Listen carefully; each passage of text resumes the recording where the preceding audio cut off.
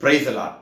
இன்றைய தியானத்திற்கு ஆதியாகமம் புத்தகம் 17ஆம் அதிகாரம் 1ஆம் வசனத்திலிருந்து கர்த்தர் ஆபிரகாமுக்கு தரிசனமாகி, நான் சர்வ வல்லமையுள்ள தேவன் என்றார். சர்வ வல்லவர் என்றால் எபிரேய மொழியில் ஷடாய் என்று உச்சரிக்க வேண்டும். ஷடாய் என்பதற்கு தன்னிறைவு உடையவர் என்று அர்த்தம். அவரிடத்தில் ஒன்றும் குறைவில்லை, எல்லாம் நிறைந்தவர்.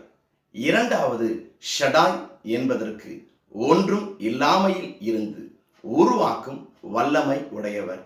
மூன்றாவது, ஷடாய் என்பதற்கு தாயை போன்றவர் என்று அர்த்தம். நாலாவது, ஷடாய் என்பதற்கு எந்த நிலையில் இருந்தாலும் எந்த மனிதர்களையும் எந்த ஸ்தானத்திற்கும் உயர்த்த அவர் வல்லமையுடையவர். ஐந்தாவது, ஷடாய் என்பதற்கு எல்லாம் வல்ல இறைவன், அவரே எல்லாவற்றுக்கும் அவர் போதுமானவர்.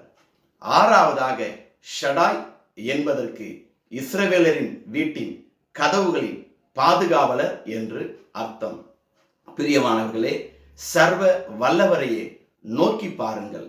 சர்வ வல்லவர் சகல நன்மைகளையும் உங்களுக்கு தந்தருள்வார். ஆமேன். கர்த்தர் தாமே உங்களை ஆசீர்வதிப்பாராக.